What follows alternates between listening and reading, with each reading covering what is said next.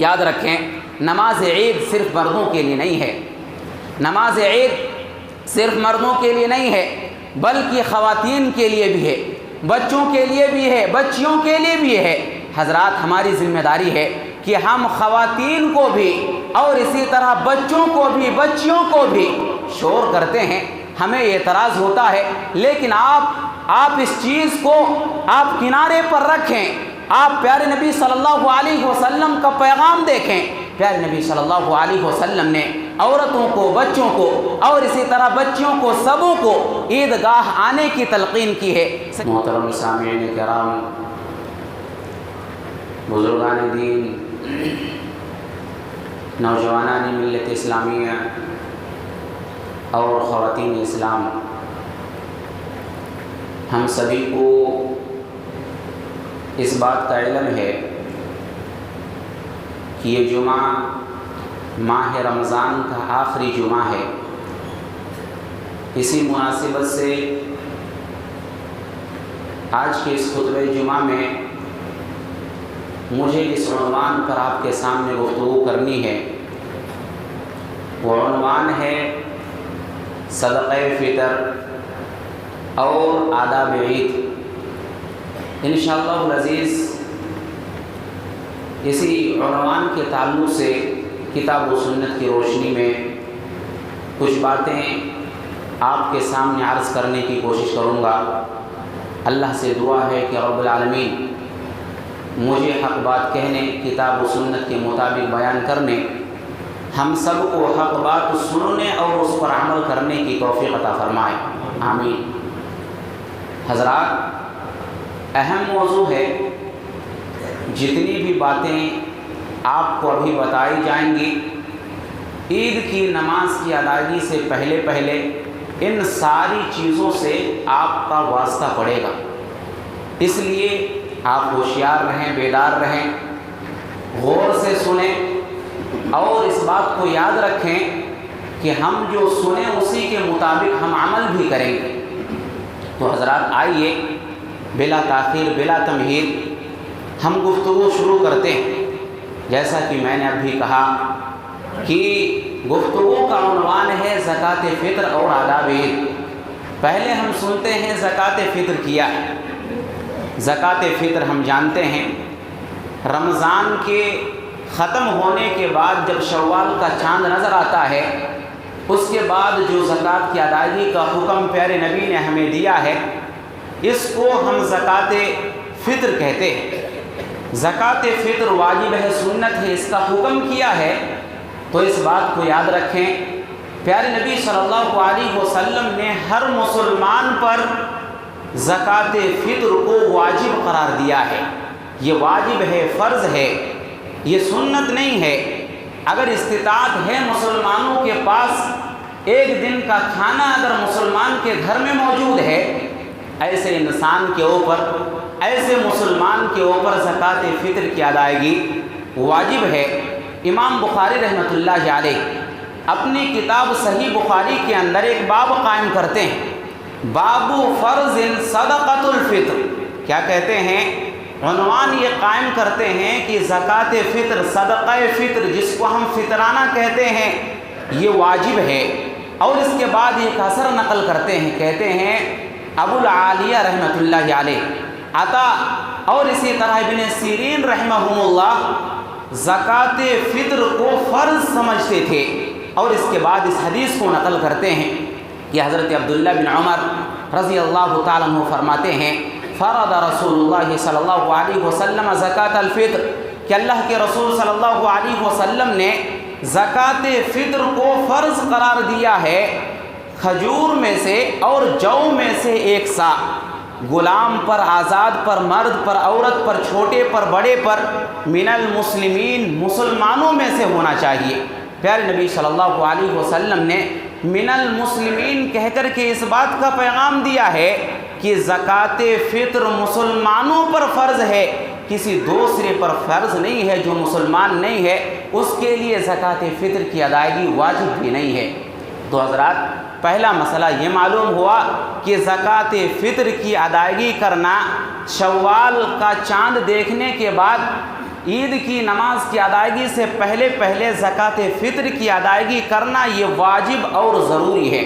اسی طرح آئیے دیکھتے ہیں کہ صدقہ فطر کن چیزوں سے دیا جائے، تو حضرات اس بات کو یاد رکھیں، پیارے نبی صلی اللہ علیہ وسلم کے زمانے میں صحابہ کرام اور خود پیارے نبی صلی اللہ علیہ وسلم جن چیزوں کو کھانے میں استعمال کرتے تھے انہی چیزوں سے زکوٰۃ فطر کی ادائیگی بھی کرتے تھے۔ پیارے نبی صلی اللہ علیہ وسلم کے دور میں کھجور، منقع، پنیر اور اسی طرح کشمش یہ چیزیں کھانے کے لیے استعمال کی جاتی تھی۔ انہی چیزوں کے ذریعے پیارے نبی صلی اللہ علیہ وسلم اور صحابہ کرام زکوٰۃ فطر کی ادائیگی کیا کرتے تھے؟ حضرات اگر ہم سنت کی اتباع کرنا چاہتے ہیں، اگر ہم پیارے نبی صلی اللہ علیہ وسلم کے طریقے کی اتباع کرنا چاہتے ہیں، ہمارے لیے ضروری ہے کہ ہم ان چیزوں سے زکوٰۃ فطر کی ادائیگی کریں جن کو ہم گھر میں کھانے کے لیے استعمال کرتے ہیں۔ حضرت ابو سعید خدری رضی اللہ تعالیٰ عنہ فرماتے ہیں کہ کننا نخرج اذا کان فینا رسول اللہ صلی اللہ علیہ وسلم، ہم اللہ کے رسول صلی اللہ علیہ وسلم کے زمانے میں زکوٰۃ فطر کی ادائیگی کرتے تھے۔ ہر چھوٹے ہر بڑے، غلام، آزاد اور اسی طرح ہر ایک کی جانب سے ہم ادائیگی کرتے تھے۔ کتنا ادا کرتے تھے؟ صاع من طعام، کھانے میں سے، کھانے کی چیزوں میں سے ایک سا، آگے اس کی تفصیل بیان کرتے ہیں، یا پھر پنیر میں سے ایک سا، جو میں سے ایک سا، کھجور میں سے ایک سا، کشمش میں سے ایک سا۔ آپ جن چیزوں کو استعمال کرتے ہیں کھانے کے لیے ان میں سے کسی ایک چیز کو آپ اختیار کریں اور ایک سا زکوٰۃ فطر کی ادائیگی ایک بندہ کی جانب سے، ایک انسان کی جانب سے کر دیں۔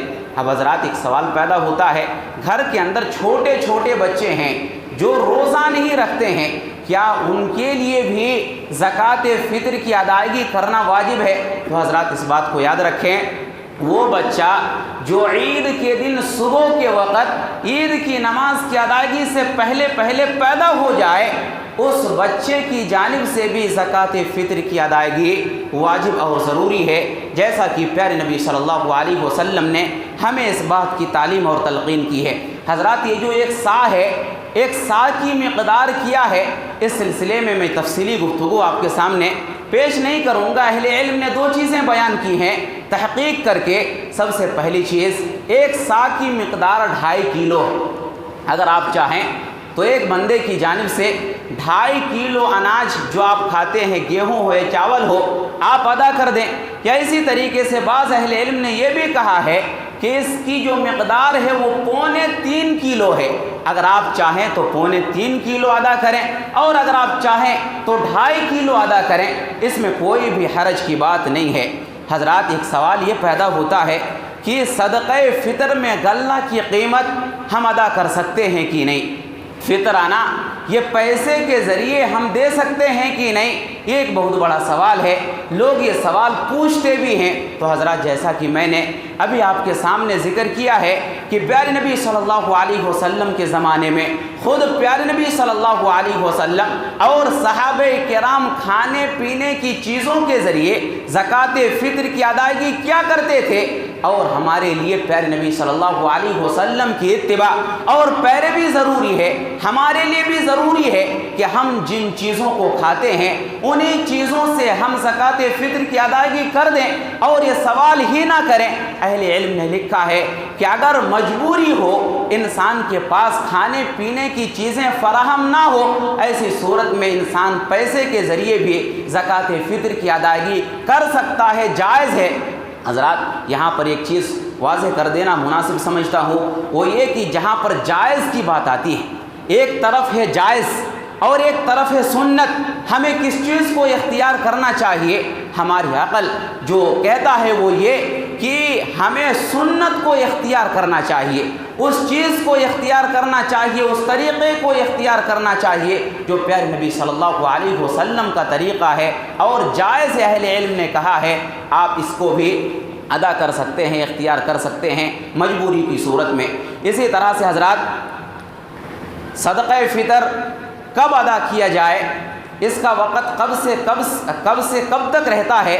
تو تو حضرات اس سلسلے میں آپ اس بات کو یاد رکھیں کہ زکوٰۃ فطر کا جو وقت شروع ہوتا ہے شوال کا چاند نظر آتے ہی اس کا وقت شروع ہوتا ہے، اور نماز عید کی ادائیگی سے پہلے پہلے اس کا وقت رہتا ہے۔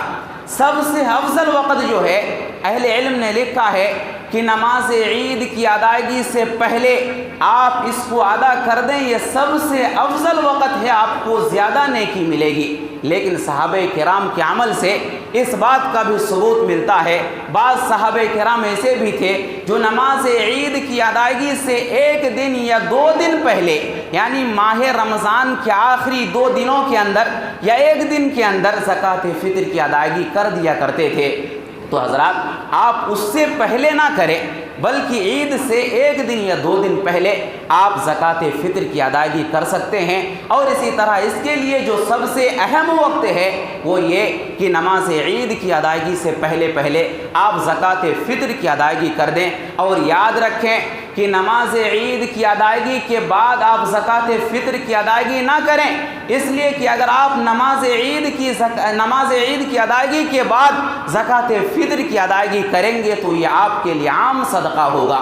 پیارے نبی صلی اللہ علیہ وسلم کی واضح حدیث ہے، پیارے نبی فرماتے ہیں من اداہا قبل الصلاۃ، جس نے نماز عید کی ادائیگی سے پہلے پہلے زکوٰۃ فطر کی ادائیگی کی اس کی جو زکوٰۃ ہے وہ مقبول ہے، اور جس نے نماز عید کی ادائیگی کے بعد زکوٰۃ فطر کی ادائیگی کی تو اس کی جو زکوٰۃ ہے وہ عام صدقہ ہے، اس کو زکوٰۃ فطر کا ثواب نہیں دیا جائے گا۔ اسی طرح سے حضرات تو ہمیں معلوم یہ ہوا کہ ہمیں زکوٰۃ فطر کی ادائیگی شوال کا جو چاند نظر آتا ہے، چاند نظر آتے ہی ہمیں اس کا اہتمام شروع کر دینا چاہیے، اور نماز عید کی ادائیگی سے پہلے پہلے ہمیں زکوٰۃ فطر کی ادائیگی ہر حال میں کر دینا چاہیے۔ اسی طرح سے حضرات زکوٰۃ فطر کی حکمت کیا ہے؟ پیارے نبی صلی اللہ علیہ وسلم نے ہر مسلمان پر اس چیز کو فرض کیوں قرار دیا ہے؟ تو 2 حکمتیں پیارے نبی صلی اللہ علیہ وسلم نے بیان کی ہے۔ بہت ہی اچھی بات پیارے نبی صلی اللہ علیہ وسلم نے کہی ہے کہ روزے داروں سے جو روزے کی حالت میں خطائیں ہو جاتی ہیں، یہ صدقہ فطر، یہ زکوٰۃ فطر روزے داروں کے گناہوں کو مٹا دیتی ہیں۔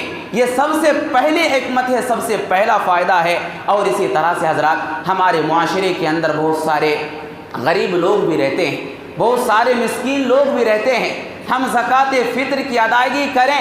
پیارے نبی نے اس کو فرض قرار دیا اس وجہ سے کہ جو غریب لوگ ہیں، مسکین لوگ ہیں، وہ بھی ہمارے ساتھ عیدگاہ میں آ کر کے عید کی خوشی میں شریک ہو جائیں۔ پیارے نبی صلی اللہ علیہ وسلم نے فرمایا فرض رسول اللہ صلی اللہ علیہ وسلم زکوٰۃ الفطر، پیارے نبی صلی اللہ علیہ وسلم نے زکوٰۃ فطر کو فرض قرار دیا۔ کیوں؟ طہرۃ للصائم من اللغو والرفث، یہ روزے داروں کے گناہوں کی پاکی کا ذریعہ ہے، وطعمۃ للمساکین، اور اسی طرح پیارے نبی نے فرمایا یہ مساکین کے لیے خوشی کا ذریعہ ہے۔ مساکین جو غریب ہیں، جو مسکین ہے، یہ جو خوشی میں شامل نہیں ہو سکتے ہیں، اگر آپ زکوٰۃ فطر کی ادائیگی کریں گے تو وہ بھی خوشی میں ہمارے ساتھ شریک ہو جائیں گے۔ اسی طرح سے حضرات آخری بات، صدقہ فطر کے مستحق لوگ کون ہیں؟ ہم زکوٰۃ فطر کی ادائیگی کرتے ہیں، فطرانہ ادا کرتے ہیں، لیکن یہ مال ہم کس کو دیں؟ یاد رکھیں پیارے نبی صلی اللہ علیہ وسلم نے مسکین کا تذکرہ کیا ہے۔ مسلمانوں میں سے معاشرے کے اندر آپ مسکین کو تلاش کریں، فقراء کو تلاش کریں اور ان کو یہ مال پہنچا دیں۔ جہاں تک غیر مسلموں کا معاملہ ہے تو آپ زکوٰۃ فطر کا کوئی بھی حصہ غیر مسلموں کو دینے سے بچیں، کیونکہ مسلمان خوشی میں شریک ہوتے ہیں، عید کی خوشی میں مسلمان شریک ہوتے ہیں، غیر مسلم حضرات یہ ہماری خوشی میں عید کے موقع سے شریک نہیں ہوتے ہیں۔ اس لیے ہماری ذمہ داری ہے کہ ہم جو بھی زکوٰۃ فطر کی ادائیگی کریں، غلے کی صورت میں ہم مسلمانوں میں سے مسکین کو تلاش کریں، فقراء کو تلاش کریں اور یہ مال ان کے حوالے کر دیں۔ حضرات یہ چند باتیں تھیں صدقہ فطر کے تعلق سے جو میں نے آپ کے سامنے رکھی ہیں۔ اب آئیے سنتے ہیں سرسری طور پر کہ عید کے آداب کیا ہے۔ کل ہم تقریباً یہی ظن غالب ہے کہ عید کی نماز کی ادائیگی انشاءاللہ کل کی جائے گی، اور یہ غالب گمان ہے، یہ یقینی بات نہیں ہے۔ عید کی نماز کی ادائیگی سے پہلے پہلے ہم یہ جانتے ہیں کہ پیارے نبی صلی اللہ علیہ وسلم کس انداز سے عید کی نماز کی ادائیگی کیا کرتے تھے، عید کی سنتیں کیا ہیں، عید کے جو نوافل ہیں وہ کیا ہیں۔ انشاءاللہ العزیز ہم ترتیب وار کئی چیزیں آپ کے سامنے رکھیں گے۔ حضرات اس بات کو یاد رکھیں، یہ جو چھوٹی چھوٹی سنتیں میں آپ کے سامنے ابھی ذکر کرنے جا رہا ہوں، سال میں ایک مرتبہ ہمیں اور آپ کو کرنے کا موقع ملتا ہے، یا بعض سنتیں ایسی ہیں جو 2 مرتبہ کرنے کا موقع ملتا ہے۔ اگر ہم اس کو اہتمام کے ساتھ کر لیتے ہیں تو حضرات گویا کہ ہم پیارے نبی صلی اللہ علیہ وسلم کی کسی سنت پر پابندی کے ساتھ عمل کرتے ہیں، اور اللہ کو وہی عمل محبوب ہے جس کو پابندی کے ساتھ کیا جائے۔ تو حضرات سب سے پہلی چیز آداب عید کے تعلق سے آپ یاد رکھیں کہ جیسے ہی عید کا چاند نظر آئے، جیسے ہی شوال کا چاند نظر آئے، عید کی نماز کی ادائیگی سے پہلے پہلے آپ کی زبان، ہماری زبان تکبیرات کے کلمات سے تر ہونا چاہیے۔ ہم اللہ رب العالمین کی بڑائی بیان کریں، ہم اللہ رب العالمین کی کبریائی بیان کریں۔ کیوں؟ اس لیے کہ یہ اللہ رب العالمین کا شکر ہے، اللہ رب العالمین کی توفیق سے ہم نے ماہ رمضان کے اندر بہت ساری عبادتوں کو انجام دیا ہے، نمازیں پڑھی ہیں، قیام اللیل کیا ہے، اور تلاوت قرآن کا اہتمام کیا ہے۔ یہ ساری چیزیں ہم نے اللہ کی توفیق سے کری ہے، اس لیے ہماری ذمہ داری ہے کہ ہم اللہ رب العالمین کا شکر ادا کریں۔ ماہ رمضان کے ختم ہوتے ہی ہم اپنی زبان کو اللہ کی تکبیر سے اور اللہ کی کبریائی سے تر رکھیں۔ اللہ قرآن میں کہتا ہے یرید اللہ بکم اليسر ولا یرید بکم العسر، اللہ رب العالمین آسانی کو چاہتا ہے، اللہ رب العالمین تمہارے ساتھ تنگی کو نہیں چاہتا۔ وَلِتُكْمِلُوا الْعِدَّةَ، تم گنتی کے دنوں کو پورا کر لو۔ وَلِتُكَبِّرُوا اللَّهَ، اور تم اللہ رب العالمین کی بڑائی بیان کرو۔ عَلَى مَا هَدَاكُمْ، کیوں؟ اس لیے کہ اللہ رب العالمین نے تمہیں ماہ رمضان کے اندر عبادتوں کی توفیق دی ہے۔ حضرات اگر اللہ کی توفیق نہ ہو تو ہم کوئی بھی عبادت انجام نہیں دے سکتے ہیں۔ اللہ نے توفیق دی، ہماری ذمہ داری ہے، ہم نے بہت ساری عبادتیں ماہ رمضان کے اندر انجام دی ہیں، ہماری ذمہ داری ہے کہ ہم اللہ رب العالمین کا شکر ادا کریں۔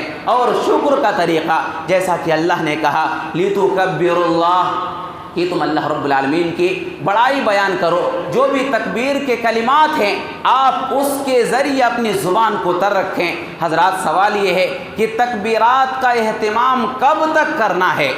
ہم تکبیرات جو پڑھتے ہیں، تکبیرات کا اہتمام ہمیں کب تک کرنا چاہیے؟ تو اس سلسلے میں ایک روایت ہے، ولید بن مسلم کہتے ہیں کہ میں نے اوزاعی اور مالک بن انس سے سوال کیا اسی تعلق سے کہ ہمیں تکبیرات کو زور زور سے کب تک ہمیں پکارنا چاہیے، کب تک ہمیں تکبیرات کا اہتمام کرنا چاہیے؟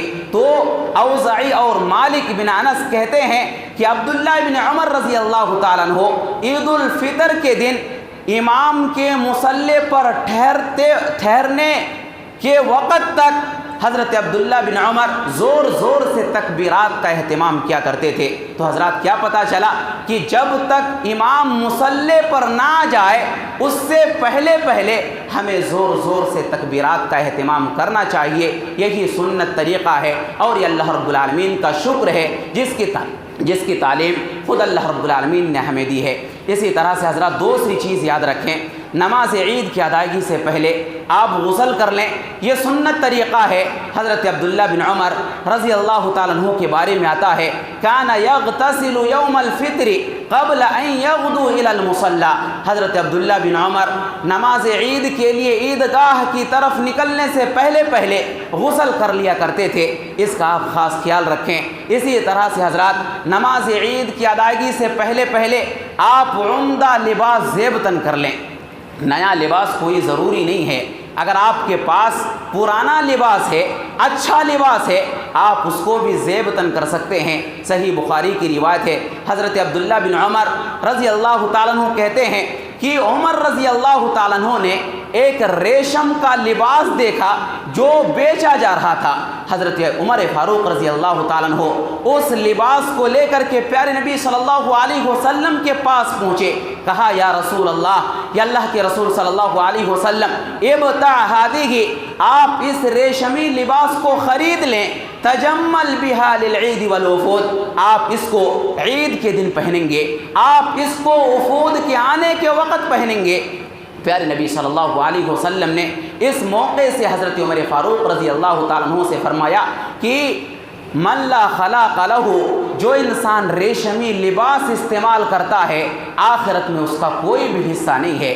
حضرات، اس حدیث کے اندر پیارے نبی صلی اللہ علیہ وسلم نے ریشمی لباس کو پہننے سے منع فرمایا، لیکن پیارے نبی صلی اللہ علیہ وسلم نے اس حدیث کے اندر اس بات کو ثابت کیا ہے کہ عید کے دن عمدہ لباس پہنا جائے، اچھا لباس پہنا جائے۔ حضرت جابر بن عبداللہ رضی اللہ تعالیٰ عنہ کہتے ہیں کان للنبی صلی اللہ علیہ وسلم جبۃ یلبسها، پیارے نبی صلی اللہ علیہ وسلم کا ایک جبہ تھا جس کو پیارے نبی صلی اللہ علیہ وسلم دونوں عیدین کے دن پہنا کرتے تھے اور جمعہ کے دن پہنا کرتے تھے۔ حضرات، اس حدیث سے بھی پتہ چلتا ہے کہ اگر آپ کے پاس کوئی اچھا لباس ہے، اچھا لباس زیبتاً کر کے نماز عید کی ادائیگی کے لیے ہمیں اور آپ کو آنا چاہیے۔ اسی طرح سے حضرات، چوتھی چیز یاد رکھیں، آپ عمدہ لباس زیبتاً کریں، ساتھ ہی ساتھ خوشبو کا بھی اہتمام کریں۔ اگر آپ کے پاس خوشبو نہیں ہے، پیارے نبی صلی اللہ علیہ وسلم کی سنت ہے آج آپ خوشبو خرید لیں اور خرید کر کے نماز عید کی ادائیگی سے پہلے آپ خوشبو لگا کر کے عیدگاہ کی طرف نکلیں۔ حضرت نافع کہتے ہیں کہ حضرت عبداللہ بن عمر رضی اللہ تعالیٰ عنہ نماز عید کی ادائیگی سے پہلے غسل کیا کرتے تھے، وَيَتَطَيَّبُ يَوْمَ الْفِطْر، اور فطر کے دن حضرت عبداللہ بن عمر رضی اللہ تعالیٰ عنہ خوشبو کا استعمال بھی کیا کرتے تھے۔ حضرات، ہماری بھی ذمہ داری ہے کہ ہم اس سنت کا اہتمام کریں۔ اور اسی طرح سے حضرات ایک بات یاد رکھیں، یہ پانچویں چیز ہے، جمعہ کے دن ہم خطبہ پہلے دیتے ہیں اور نماز کی ادائیگی ہم بعد میں کرتے ہیں، لیکن عید کا جہاں تک معاملہ ہے، عید کے دن سب سے پہلے نماز کی ادائیگی کی جائے گی اور اس کے بعد خطبہ دیا جائے گا۔ یہ بھی پیارے نبی صلی اللہ علیہ وسلم کی سنت ہے۔ حضرت عبداللہ بن عمر کہتے ہیں ان النبی صلی اللہ علیہ وسلم، کہ پیارے نبی صلی اللہ علیہ وسلم اور ابو بکر اور عمر سب سے پہلے نماز عید کی ادائیگی کرتے تھے اور اس کے بعد خطبہ دیا کرتے تھے۔ تو یہ بھی سنت طریقہ ہے، ہمیں اس کا بھی اہتمام کرنا چاہیے۔ اور اسی طرح سے حضرات چھٹی بات یاد رکھیں، عید کے دن عید کا خطبہ سننا یہ واجب نہیں ہے۔ اگر چاہیں تو آپ عید کا خطبہ سنیں، اور اگر نہیں چاہتے ہیں تو آپ جا سکتے ہیں۔ پیارے نبی صلی اللہ علیہ وسلم نے آپ کو اختیار دیا ہے، اگر آپ سنیں گے دین کا علم آپ کو حاصل ہوگا، اگر آپ سنیں گے آپ کو ثواب ملے گا، لیکن اگر آپ نہیں سننا چاہتے ہیں تو پیارے نبی صلی اللہ علیہ وسلم نے آپ پر اس چیز کو فرض نہیں قرار دیا ہے۔ حضرت عبداللہ بن صائب رضی اللہ تعالیٰ عنہ بیان کرتے ہیں کہ میں پیارے نبی صلی اللہ علیہ وسلم کے ساتھ عید کے دن حاضر تھا، پیارے نبی صلی اللہ علیہ وسلم نے عید کی نماز پڑھائی، عید کی نماز کے بعد پیارے نبی صلی اللہ علیہ وسلم نے مسلمانوں سے مخاطب ہو کر کے فرمایا کہ ہم نے تمہیں عید کی نماز کی ادائیگی کرا دی ہے، فمن احب ان یجلس للخطبۃ فلیجلس، جو انسان بیٹھ کر کے خطبہ سننا چاہے وہ انسان بیٹھ جائے، ومن احب ان یذهب فلیذهب، پیارے نبی صلی اللہ علیہ وسلم نے فرمایا کہ جو انسان اٹھ کر کے جانا چاہے اسے بھی اجازت ہے، وہ انسان جا سکتا ہے۔ تو حضرات یاد رکھیں، پیارے نبی صلی اللہ علیہ وسلم نے عید کا خطبہ سننا فرض نے قرار دیا ہے، آپ چاہیں تو سنیں اور اور اگر نہیں چاہتے ہیں تو پیارے نبی صلی اللہ علیہ وسلم نے آپ کو اختیار دیا ہے، آپ خطبہ سنے بغیر آپ نکل سکتے ہیں۔ اسی طرح سے حضرات ساتویں چیز یاد رکھیں، عید الفطر کے دن نماز عید کی ادائیگی سے پہلے آپ کچھ کھا پی کر کے عیدگاہ کی طرف آئیں، اور سنت طریقہ یہ ہے کہ آپ کھجوریں کھا کر کے آئیں، اور کھجوروں میں بھی سنت طریقہ یہ ہے کہ آپ طاق عدد کو استعمال کریں، یعنی طاق عدد یعنی 1 کھجور کھائیں یا پھر 3 کھائیں یا پھر 5 کھائیں 7 کھائیں، یہ طاق عدد کے کھجور آپ کھا کر کے نکلیں۔ حضرت ابن المسیب رحمۃ اللہ علیہ فرماتے ہیں کان المسلمون یاکلون، کہ مسلمان عید الفطر کے دن کچھ کھا کر کے عید کی نماز کی ادائیگی کے لیے آتے تھے، لیکن عید الاضحیٰ کے دن ایسا نہیں کرتے تھے۔ پتہ یہ چلا کہ عید الفطر کے دن ہمیں کچھ کھا کر کے آنا چاہیے، اور جہاں تک عید الاضحیٰ کی بات ہے ہمیں کچھ کھا پی کر کے نہیں آنا چاہیے عید کی نماز کی ادائیگی کے لیے، بلکہ عید کی نماز کی ادائیگی کے بعد جانور ذبح کرنے کے بعد گوشت پکانے کے بعد ہی ہمیں کھانے کا اہتمام کرنا چاہیے، ہمیں اس سنت کا بھی خاص خیال رکھنا چاہیے۔ حضرت انس بیان کرتے ہیں اللہ کے نبی صلی اللہ علیہ وسلم عید الفطر کے دن چند کھجور کھا کر کے جاتے تھے، اور کھجور کو بھی پیارے نبی صلی اللہ علیہ وسلم وطر کھاتے تھے، یعنی جس کو ہم طاق عدد بولتے ہیں، طاق عدد میں کھجور کھا کر کے پیارے نبی صلی اللہ علیہ وسلم عیدگاہ کی طرف جاتے تھے۔ اسی طرح سے حضرات ایک 8ویں چیز یاد رکھیں، نماز عید سے پہلے کوئی سنت نہیں ہے، اور نہ ہی نماز عید کی ادائیگی کے بعد کوئی سنت ہے۔ حضرات اگر ہم عید کی نماز میدان کے اندر عیدگاہ کے اندر ادا کرتے ہیں تو ایسی صورت میں ہر ایک کی ذمہ داری ہے کہ عید کی نماز کی ادائیگی سے پہلے کوئی سنت نہ پڑھے، اور نماز عید کی ادائیگی کے بعد بھی کوئی سنت نہ پڑھے۔ یہ نہ پڑھنا بھی پیارے نبی صلی اللہ علیہ وسلم کی سنت ہے، یاد رکھیں۔ لیکن اگر ہم عید کی نماز کی ادائیگی مسجد کے اندر کرتے ہیں تو وہ لوگ جو تحیت المسجد کا اہتمام کرتے ہیں، اگر وہ مسجد کے اندر داخل ہو تو وہ 2 رکعت نماز کی ادائیگی کر سکتے ہیں۔ لیکن یاد رکھیں جو لوگ تحیت المسجد کا اہتمام نہیں کرتے ہیں، ایسے لوگوں کی ذمہ داری ہے کہ وہ عید کی نماز کی ادائیگی سے پہلے اور بعد میں سنت کا اہتمام نہ کریں، کیونکہ پیارے نبی صلی اللہ علیہ وسلم نے ایسا نہیں کیا ہے۔ حضرت عبداللہ بن عباس رضی اللہ تعالیٰ عنہ کہتے ہیں ان رسول اللہ صلی اللہ علیہ وسلم خرج یوم اضحیٰ والفطر، کہ پیارے نبی صلی اللہ علیہ وسلم عید الفطر کے دن اور عید الاضحیٰ کے دن نماز کے لیے نکلے۔ پیارے نبی صلی اللہ علیہ وسلم نے 2 رکعت نماز کی ادائیگی کی، لم یصلی قبلہا، پیارے نبی نے عید کی نماز کی ادائیگی سے پہلے کوئی سنت نہیں پڑھی اور نہ ہی بعد میں کوئی سنت پڑھی۔ حضرات اس موقع سے سنت کی ادائیگی نہ کرنا بھی ایک سنت ہے جس کا ہمیں اور آپ کو اہتمام کرنا چاہیے۔ اسی طرح سے حضرات ہم اور آپ جانتے ہیں کہ نماز عید کے لیے نہ تو اذان دی جائے گی اور نہ ہی اقامت کہی جائے گی، کیونکہ پیارے نبی صلی اللہ علیہ وسلم کی جو بھی احادیث ہیں اس میں اس بات کا تذکرہ ملتا ہے کہ پیارے نبی صلی اللہ علیہ وسلم نے نماز عید کی ادائیگی بغیر اقامت کے اور بغیر اذان کی ادائیگی کرائی ہے۔ حضرت جابر بن سمرہ کہتے ہیں میں نے پیارے نبی صلی اللہ علیہ وسلم کے ساتھ کئی مرتبہ نماز عید کی ادائیگی کی بغیر اذان اور بغیر اقامت کے۔ تو حضرات اس کا بھی ہمیں اور آپ کو خاص خیال رکھنا چاہیے۔ اسی طرح سے حضرات ایک 10ویں چیز، نماز عید کی ادائیگی کے لیے ہم ایک راستے سے آئیں اور دوسرے راستے سے جائیں۔ اگر ممکن ہو تو ہم راستہ کو بدل لیں، کیونکہ پیارے نبی صلی اللہ علیہ وسلم جس راستے سے عیدگاہ جاتے تھے آنے کے موقع سے پیارے نبی صلی اللہ علیہ وسلم راستہ تبدیل کر لیا کرتے تھے۔ اسی طرح سے حضرات 11ویں چیز، اگر ممکن ہے تو آپ عید کی نماز کی ادائیگی کے لیے پیدل چل کر کے آئیں، پیارے نبی صلی اللہ علیہ وسلم کی سنت ہے۔ ہاں اگر آپ کا گھر دور ہے آپ گاڑی سے بھی آ سکتے ہیں، لیکن اگر آپ کو پیارے نبی صلی اللہ علیہ وسلم کی سنت کی اتباع کرنی ہے، آپ کی ذمہ داری ہے آپ اپنے گھروں سے پیدل نکلیں اور پیدل چل کر کے آئیں۔ یہ پیارے نبی صلی اللہ علیہ وسلم کی سنت ہے۔ حضرت عبداللہ بن عمر کہتے ہیں کان رسول اللہ صلی اللہ علیہ وسلم یخرج یوم العید ماشیا ویرجع ماشیا، پیارے نبی صلی اللہ علیہ وسلم عید کی نماز کی ادائیگی کے لیے پیدل نکلتے تھے اور عید کی نماز کی ادائیگی کے بعد گھر بھی پیدل جایا کرتے تھے۔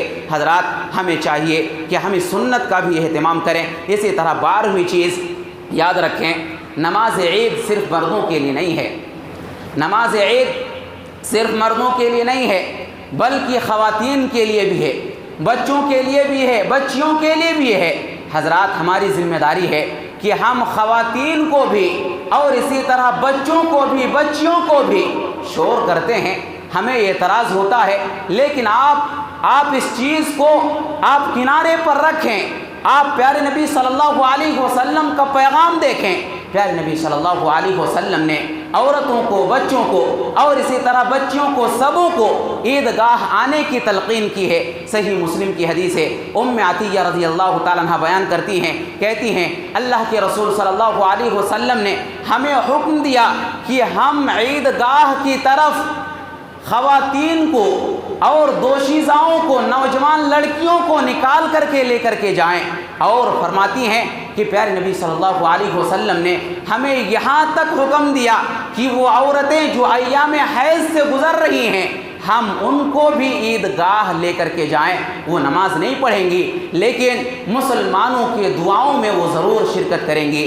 یہ پیارے نبی صلی اللہ علیہ وسلم کا پیغام ہے۔ تو حضرات، ضرورت اس بات کی ہے کہ ہم اپنے ساتھ اپنے خواتین کو بھی عید کی نماز کی ادائیگی کے لیے لے کر کے آئیں، ہم اپنے بچوں کو لے کر کے آئیں، بچیوں کو لے کر کے آئیں۔ ایک آخری بات بتا کر کے میں اپنی بات کو ختم کروں گا۔ عید کی نماز کی ادائیگی کے بعد ہم لوگوں سے گلے ملتے ہیں، اس کا ثبوت حدیث کے اندر نہیں ہے۔ گلے ملنے کا جو ثبوت ہے، انسان دور دراز سے سفر کر کے سال 2 سال کے بعد انسان جب آتا ہے، کوئی کسی سے ملتا ہے، اس موقع سے انسان کو گلے ملنے کی تعلیم ہماری شریعت نے دی ہے۔ لیکن جہاں تک عید کی نماز کی ادائیگی کے بعد اس کا ثبوت قطعاً کسی حدیث میں نہیں ہے، ہم اس سے اجتناب کریں۔ پیارے نبی صلی اللہ علیہ وسلم نے ہمیں جو تعلیم دی ہے ہم اس کو اختیار کریں۔ پیارے نبی صلی اللہ علیہ وسلم کی تعلیم یہ ہے کہ عید کی نماز کی ادائیگی کے بعد جب ہم کسی سے ملیں تو ہم ملتے ہوئے تقبل اللہ منا ومن یہ والا جملہ کہیں۔ یہ اللہ یہ جو دعائیہ جملہ ہے کہ اللہ ہم نے جو بھی عبادتیں کی ہیں، تم نے جو بھی عبادتیں کی ہیں، اللہ رب العالمین دونوں کی عبادتوں کو قبول فرمائے۔ اس دعا کے اندر یہ دعا کی جاتی ہے، اس جملے کے اندر یہ دعا کی جاتی ہے، اور جس سے آپ ملتے ہیں آپ اس کو کہتے ہیں تقبل اللہ منا ومنکم، اور سامنے والے کی بھی ذمہ داری ہے کہ وہ آپ کو یہی والا جملہ دہرائے تقبل اللہ منا ومنکم۔ یہ تعلیم ہے، یہ پیارے نبی صلی اللہ علیہ وسلم کی تعلیم ہے، ہمیں اسی کو فالو کرنا چاہیے۔ حضرت خالد بن معدان کہتے ہیں میں واصلہ بن اسقا سے عید کے دن ملا اور میں نے کہا تقبل اللہ منا ومن، تو حضرت واصلہ نے کہا تقبل اللہ منا ومن۔ حضرت واصلہ رضی اللہ تعالیٰ عنہ کہتے ہیں لقیت رسول اللہ صلی اللہ علیہ وسلم یوم عید، کہ میں نے اللہ کے رسول صلی اللہ علیہ وسلم سے عید کے دن ملاقات کی، میں نے کہا تقبل اللہ منا ومن، اللہ رب العالمین ہماری عبادتوں کو، آپ کی عبادتوں کو قبول فرمائے۔ پیارے نبی صلی اللہ علیہ وسلم نے فوراً پلٹوار جواب دیا اور کہا تقبل اللہ منا ومن، اللہ رب العالمین ہماری اور تمہاری عبادتوں کو قبول فرمائے۔ حضرات، یہ ملنے کا طریقہ ہے، یہ خوش آمدید کہنے کا طریقہ ہے جو پیارے نبی صلی اللہ علیہ وسلم نے ہمیں اور آپ کو سکھائی ہیں۔ حضرات، ہم سب کی ذمہ داری ہے یہ جو سنتیں، یہ جو چیزیں آپ کے سامنے بیان کی گئی ہیں، آپ ان چیزوں کا خاص خیال رکھیں۔ یہ آداب عید کے تعلق سے چند باتیں تھیں جو میں نے آپ کے سامنے ذکر کیا ہے۔ ہم امید کرتے ہیں کہ ہم سب اس کا خاص خیال رکھیں گے۔ ہم آخر میں اللہ رب العالمین سے دعا کرتے ہیں کہ اللہ ماہ رمضان کے اندر ہم نے جو بھی عبادتیں کی ہیں، یا اللہ ہماری عبادتوں کو قبول فرما۔ یا اللہ ہم نے ماہ رمضان کے اندر جو بھی قیام اللیل کیا ہے اور تلاوت قرآن کا اہتمام کیا ہے، جو بھی دعائیں کی ہیں، یا اللہ ہماری ان ساری ریاضتوں کو، ان ساری عبادتوں کو قبول فرما۔ یا اللہ ہم تمام لوگوں کو کتاب اللہ اور سنت رسول اللہ کے مطابق زندگی گزارنے کی توفیق عطا فرما۔ یا اللہ ہماری ساری خطاؤں کو معاف فرما۔ یا اللہ ہم میں سے جو انتقال کر چکے ہیں، یا اللہ تو ان کے قبروں کو نور سے بھر دے۔ یا اللہ تو انہیں جنت الفردوس میں اعلیٰ مقام عطا فرما۔ یا اللہ ہم جب تک جئیں ایمان و اسلام پر جئیں، جب ہمارا خاتمہ ہو تو ایمان باللہ پر ہو۔